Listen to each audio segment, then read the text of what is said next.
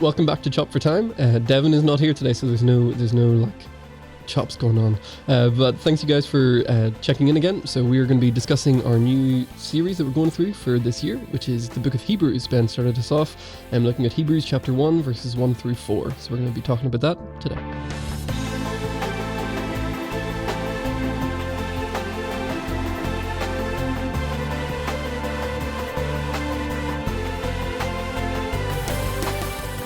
Well, we were just saying, like, it feels really weird to be sitting here. I feel like I have way more responsibility than I used to have. Our captain is gone. Yeah. We don't know how to act without Devin here.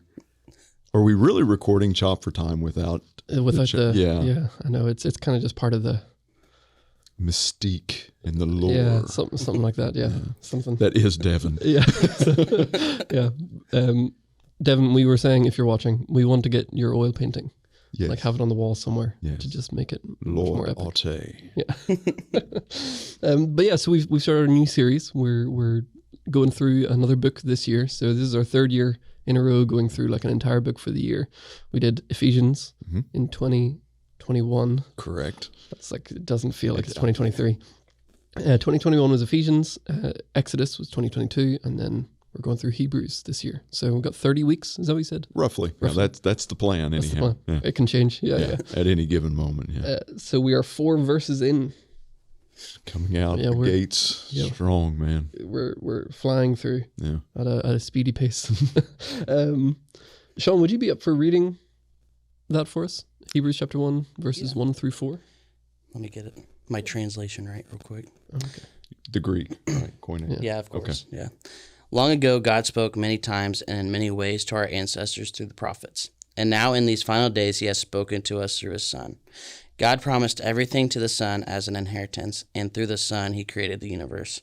The Son radiates God's own glory and expresses the very character of God, and he sustains everything by the mighty power of his command. When he had cleansed us from our sins, he sat down in the place of honor at the right hand of the majestic God in heaven. This shows that the Son is far greater than the angels, just as the name God gave him is greater than their names. Cool. It's kind of, compared to all other letters, I can understand why people struggle to connect who is the author. Describe authorship. Yeah, because it's not written like any of the other authors that we have in the New Testament. Like, it doesn't sound like John. It doesn't sound like Paul. Yeah, well, you've got the greeting that's missing. Yeah. Which was a trademark of Paul. And Paul usually always identifies himself at some point throughout the letter, normally in the beginning. It's got a little John-esque kind of feel with the terminology of he sat down, next to the majestic. So there's that little bit of artistry that John is so well known for, but and you'll see that throughout the rest of the letter, that there's so many different things that we can pick up on as qualifiers for possible authorship, but then it's almost in the next statement when it goes to, that kind of disqualifies that as well. Yeah. And it's different as well because so many other letters, almost all of them start with that introduction you were talking about, like grace and peace to you from our Father above. We were talking about that with our middle schoolers a while ago. That's John, Peter, and Paul all do the same thing. But this one doesn't have that one. It's just like, you even said this on Sunday, straight in. Yeah. He starts with the theme of the entire book covered in the first 4 verses. Do you want to give us a quick recap of kind of what you shared? Just talking about that, he comes out just very direct, very blunt, to the point.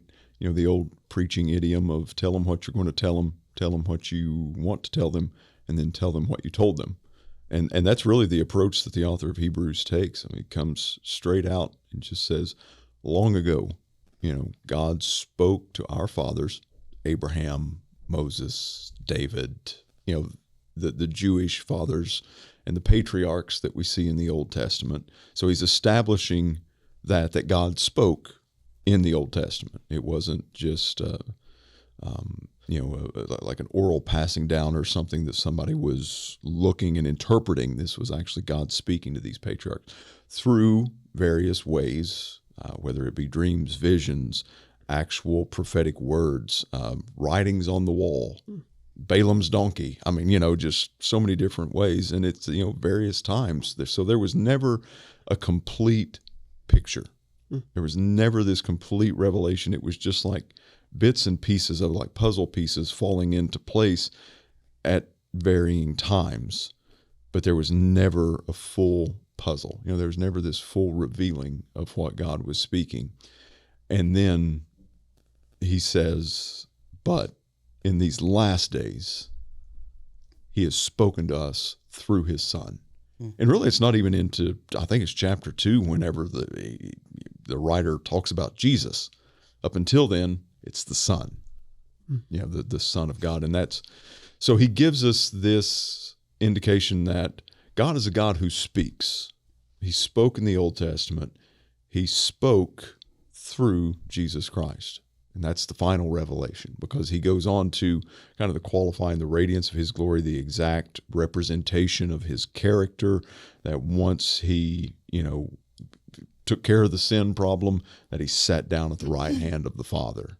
And, that kind of gives us this indication that he makes that he spoke his final revelation. There's not a third revelation coming of his character, but he spoke through the Son. He is the final. He is the greatest. He is superior. And now I'm going to spend a lot of time and a lot of beautiful detail and examples of how and why he's superior. Yeah. And that's really where we, landed and really zoomed in on Sunday, was this source of truth, this final revelation truth of Jesus Christ. Oh, that's cool. Well, there's a few of us in here today. Do you mind if I just ask a couple of you what your, main takeaway from the sermon was? Is that okay, Sean, if we start with you? Yeah, I think my main takeaway was you were talking about emotions and how they make terrible, terrible saviors, and I think that was just really, really powerful, because I think one way we always describe ourselves or how we're feeling is, well, I feel happy, I feel sad, I feel lonely. We use all these different emotions to lay out how we're feeling, when actually if we put actual thought into our feelings, it's really not the best. Yeah. When the emotions, our emotions can be beautiful. They're designed by God, they're used by God, and we need to relate to God through our emotions. There's no doubt. I mean, we will see later that we do not have a high priest who is unfamiliar with what we go through. Jesus experienced emotions. But again, emotions make horrible gods. They make terrible masters. But yet, in this battle for truth, one of the things that we face is this belief that what we feel is our truth. So my problem with that is I'm a fairly stoic individual. I mean, most of the time I'm fairly even keeled until I'm not. And then I just become an absolute emotional train wreck. And that train wreck is supposed to lead me into all truth. Like, no, it can't even lead me into a healthy way of thinking most of the time. It leads me to the refrigerator a lot and into the bag of potato chips. That's where that truth leads me. But so that's the thing with emotions, is like we don't need to suppress them and act like we're not feeling it. We don't need to approach God like, okay, well, I'm kind of depressed today. I'm feeling kind of gloomy, but I'm going to put on a great facade, and then I'm going to go to God and I'm going to act like none of this is happening. No, you're experiencing what you're experiencing. He experienced it as well. And we can go to him in that emotional state that we're in. But the emotions don't define our truth. I think we also just don't, I think oftentimes in our sort of modern context, we mistake opinion for truth. Yep. Like, that old phrase that people, I say old phrase, kind of new phrase that people like to say, well, that's my truth. And it's like, no, it's your opinion. And that's okay. You can have opinions, but truth is not based on your feelings or things like that. It's like how you feel about something doesn't change that thing. Like I might feel like a tomato should be a vegetable. Doesn't make it a vegetable, right? That's my opinion that it seems more vegetable-like, but it's not. It's a fruit, So like, our feelings don't dictate the sort of the world around us. That's God's job. Yeah. So, Kylie, you have any thoughts? I mean, my takeaway was like the emotions as well, but I was thinking about how a lot of the time, myself included, but when we make our emotions truth, it's almost like we kind of make our personality.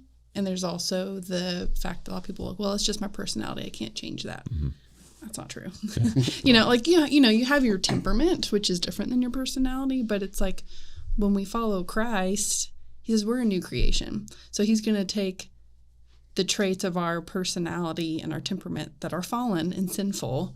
If we let him, he can transform that. And so, but, we can't do that unless we take our feelings to him first and look at it through the context of Scripture. And so that's something I wrestle with too. But I like that my emotions aren't God. If that makes sense. Like I like that I don't have to be slave to my emotions. And sometimes that's hard because you feel really justified, especially when it's a strong emotion like anger or sadness or whatever. But like at the end of the day, kind of like what you were saying, Ben, it's really rough if you just dwell in that emotion and let it rule you, and it doesn't really lead to anything good, like the refrigerator or so, but with our faith, like if I based my faith on my emotions, and I'm already a roller coaster, but it would be like a roller coaster that crashes, like it goes off the track. So it's, yes, our emotions are beautiful, but they can be a slave master if we let them. And I really appreciate you calling that out, because we all struggle with it, and it's not just people who aren't Christians, not just sinners, it's Christians. Oh yeah. There's a lot of that, and it's hard, but yeah. One of the other things that you talked about that I'd have spent a bit of time on was the, in the author of Hebrews' mind, Jesus is the ultimate source of unity within the entire biblical story and within the entire world, right? And so you talked about like, God revealed himself in parts throughout thousands of years of history in the Old Testament. And then within 3 years of ministry, we get the full picture in Jesus. And that should be something that we can all rally around. I mean, we've talked a few times about this idea of like, Jesus is perfect theology. It's kind of a weird statement to sort of go off of and can be a bit fuzzy. But in some ways it's kind of true, because he is the complete revelation of who Yahweh is. And you sort of alluded to this a bit, but like we're not united. Not at all. Compared to many other religions out there, there's thousands of sects of Christianity, and it's sad. It's probably the way that I'd word it. Well, I mean, I think we're named Protestants for a reason, because we protest one another. Yeah. It's like, the Catholic Church is split, twice, maybe 3 times in its history. We usually split 2 to 3 times a week. It's like, so yeah, I mean, that's, if we're calling for unity, which we should, which Jesus commands us to, and Jesus is the source of unity, it's really difficult, I think, for a world to look and see us with a high level of credibility when we start talking about a unified message, whenever we struggle so mightily with unity, even amongst the people who believe the same way that we do, much less people who don't. Unless, Jesus says that people will know that you're my disciples by your love for one another. And oftentimes, I think sometimes we get that right, and we do look out for one another. But the times that are public and make the news are the times that we're not doing that. Yeah. Do you know what I mean? And which is that's just a hard part of Christianity in general, because true love is also humility, and which requires not flaunting it all over the place. And failing to do that is what makes it into the public sphere. So, we have to be so careful with our actions and how we treat each other, because when we get it right, nobody should notice, in a sense, other than the people who are in the immediate vicinity and can see it happening. But then on the flip side of that, when we get it wrong, it's just catastrophic. There's a town in Northern Ireland where I'm from where there's I think it's 6 Presbyterian churches. It's a town about the size of Grayson, and that's just the Presbyterian churches, right? Because they split so many times. And that's just one denomination which is split a lot. Never mind the Methodist, the Church of Ireland, the Anglicans, the Catholic, it's crazy. And I think a lot of the time people look at the church, and we've talked about this before, Kylie and I talk about this a lot, of this mentality that we have loads of friends that are in this situation of, I love Jesus, just can't stand the church. I'm like, that's a real problem. Yeah. Like, that's not okay. Yeah. Well, boiling it down a little bit, maybe too simplistic, that would be similar to me saying, man, I love you, can't stand your bride. Yeah. I mean, that's what you're saying is like, if you love Jesus and you're making that statement that you can't stand the church, that you hate the church, then that's what you're saying. Yeah. And I mean, for both of us, we would say if somebody does that to us, it's like, love you, hate Kim. And it's like, well, we're probably not going to spend a whole lot of time together. Right. That's I don't know if this relationship is really going to be that strong. Exactly. Yeah. So yeah, I think we should, unity is so important. And just sort of coming under that one banner. Sean, we were talking about something yesterday that this kind of talks about, which is this idea of like the Son of God. I know I was having a hard time articulating the question when we were talking yesterday, but it was the idea that some places see Jesus as the Son of God or God as incarnated as a man. I don't know if that makes sense or not. It's like, so what's the differences between, like, should we be believing, we always see Son of God, Son of God, Son of God. But then I hear people using the term like it's God in, human form, Mm-hmm. So I was like, that just kind of messes a lot of stuff up, because if you think about like the Trinity, it's Father, Son, and Holy Spirit. It's like, well, if God is not the Son, or if God is himself as the Son, it just kind of, makes it really weird. Yeah. The Trinity is not something we talk about all that much until when you start trying to explain it, you're like, but. Yeah.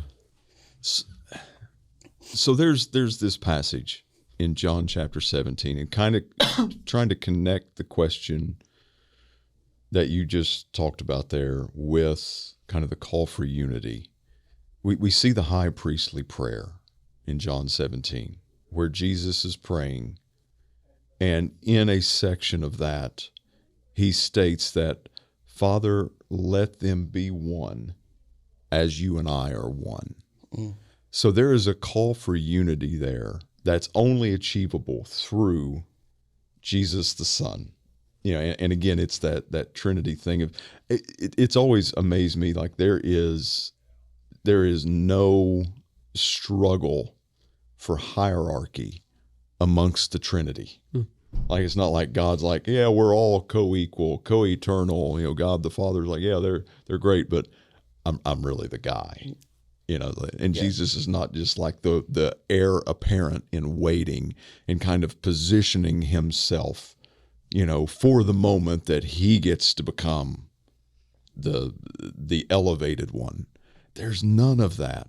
But yet we see this calling in John 17 of our relationships need to mirror the relationship of the Father and the Son. Mm. No hierarchy, no desire for being elevated one over the other, not one wanting to be proven right or better or more intelligent or more personable. It's just this call, and that simply astounds me, to be honest with you, that there is this call for, Father, as you and I are one, that's what I pray for them to be. And that's just amazing to me. Yeah. The aspect of like the Trinity is one of those things that, as a youth pastor, we talk about the Trinity, but we don't never really explain it. And, little kids hear about it from, like, whenever you grow up in the church, you hear about the Trinity all the time. And the amount of youth that I've had grow up through and get into college, who then start to think, yeah, the Trinity, how does that work again? And then when they start to actually really think about it for themselves, it gets really complicated. Yeah. And, for good reason. I mean, it is an incredibly complicated thing of like, we have a God that is one and three, and interacts with us in different ways and is completely omnipresent, omnipotent, omniscient, like all the things, and transcendent and immanent simultaneously, and you're just like, what? But I think it just speaks to just how massive God's character is, which I think is really cool. But as we were talking about it, we talked about how Jesus also gets called, he calls himself the Son of Man, and which is kind of like a throwback to Daniel 7, which I actually think this passage talks a little bit about as well. In verse 3, the Son is the radiance of God's glory and the exact representation of his being, sustaining all things by his powerful word. After he provided purification for sins, he sat down at the right hand of the Majesty in heaven. And like Daniel 7 is this prophecy from Daniel of this Son of Man who will be raised up and go to the throne of the Ancient of Days, I think it's called, and will be seated on the throne. And it's like big prophecy, and the Hebrews, the author of Hebrews is like, yeah, that guy was Jesus. Jesus called himself the Son of Man for a reason, just to sort of prove his deity, and I just love it when the whole Bible kind of comes together. Yeah. It's like little moments where it all kind of interconnects. Love it when a plan comes together. Yeah. So yeah, I mean, it's, I really enjoyed it. I thought it was a really great sermon and a really good introduction. And I like that it's just like, we now have the picture of what Hebrews is going to look like. And we're going to spend another 29 weeks explaining what we've just heard. Yeah. Like this initial statement of the importance of Christ the Son and everything that he did and how that all works, So I'm really excited to see where it goes. Were there any other areas that you chopped, the areas that you couldn't get into? I think the radiance of his glory, the exact representation, all of those, taking care of sin, being seated at the right hand of the Father. There's so much stuff that we could, because like I said, if you look at him fulfilling all of these things and him being the final revelation and him being the source of truth, that led me to John chapter 1. In the beginning was the Word. The Word was with God. The Word was God. Through him all things were created. Through him all things were sustained, which is echoed in Hebrews. And then I'm like, okay, cool. Where does that lead me? Genesis chapter 1. I mean, that's how beautifully deep and rich from a theological and doctrinal standpoint that the book of Hebrews really, really is whenever you get to dissecting it. And that's going to be the challenge, to be honest with you, is to not go down every single rabbit trail. Yeah, because it's so tempting. Because, I mean, here, verse 1 in the very beginning of the whole book is already leading us all the way back to before creation. Yeah. Yeah, that's quite a long way. So I chopped basically the whole Bible up until that point. Well, that's what I was going to say. Like, you go back to John. In the beginning was the Word, and that throws you back to Genesis 1, and then you read on a little bit, you get to Genesis 3, which throws you back into the Gospels, and then you read the story of Jesus, which throws you into Hebrews, and then you learn, there's like an image, I'll throw it up on the screen here, that like the big rainbowy looking thing. It's amazing. All of the connections between the Bible is just completely outstanding. There's just nothing else like it. That was the sermon we were listening to yesterday, just saying like, there is nothing like the Bible. It's the best-selling book in the world. It has more translations than any other book in the world. Like it's just and just the illustration, like where he had different like pieces of paper, and it's like, well, this book has 2 translations. This book has 60. This book has, and it was like the Bible was in the thousands, and he was handing it to these kids, and this one girl's almost falling over with how many papers she's having to hold. And it's like, it's just overwhelming, or not even overwhelming. It's just amazing to see how many translations we have that not everybody would even know about, Yeah. Well, we can do the classic Devon takeaways. Let's do the final takeaways. The takeaways. Sean, what would be your As he throws it right at me. Yeah. We're going to give Kylie a come on, what do you think? I think a takeaway for me is just understanding like the feelings don't let my feelings control me. Like still use them for good. But just understanding like, okay, I'm gonna have these emotions, but channeling them to where they'll be best fit or be best interest, and the best interest for God. How can I use the emotions that I'm feeling positively? Right. So. Kylie? For me, it was mostly the main takeaway from the sermon, I guess, from the discussion, was just the introduction to Hebrews. It's setting up, well, at least to me, it's just how, I'm going to sound really cheesy, but just how epic God is and how interwoven his word is throughout like thousands of years and bringing it all together, and it all points to Jesus, God, and it's a good reminder, like, yes, he does care about our emotions and we go to him, but he's the top guy, he's the big kahuna, and it all is about him, and it kind of just puts me in my place. But it's a place I realize I want to be, like, I am so glad I'm not God, and I can give everything to him. He's got it, and it also gives me like a sense of awe about him. And I think sometimes, especially if you grow up in church, we talk about God all the time, but we almost get this casualness or this callousness to just the majesty and the mystery of him. Even us briefly talking about the Trinity, like, we grapple with it and stuff. And I think we should, but it's like, our finite minds are never going to fully understand God and who he is, and that's okay. We're never going to get to the bottom of him. And so for me, like, getting into Hebrews is a reminder of how finite I am and how grand and incredible God is. And it's okay if I don't fully understand, but I can get to know his character, and one way we do that is through Jesus and seeing what he's done and who he is. So, yeah. That actually brings me back to something you used to say a lot whenever I first started here, which is God is God and I am not. Yeah. It's just kind of one of those reminders of just how huge God is, how big his character is, how he's had his hand in the story from the very beginning till today.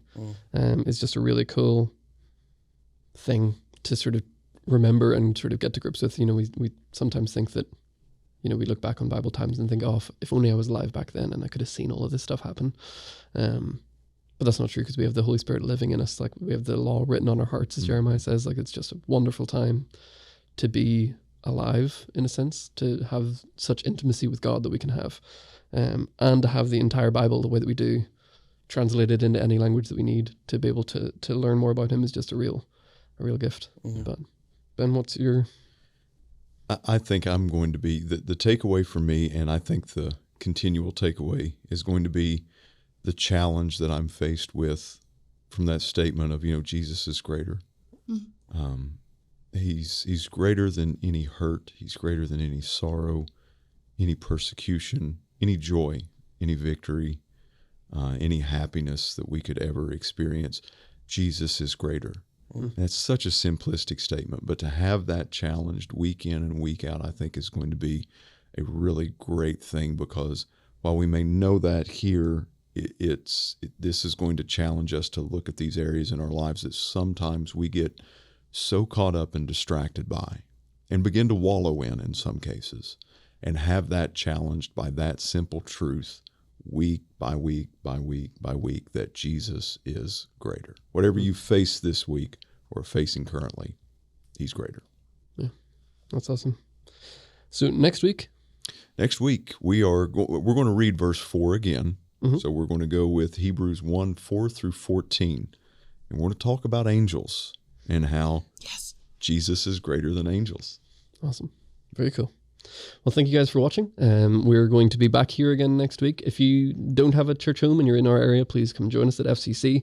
If you want to know more, check out our website and follow us along as we continue to dive into Hebrews. We actually have a big page on our website with a lot of information about the book of Hebrews, sort of introductions and little walkthroughs that might help you get started into that book. So make sure to check that out as we go.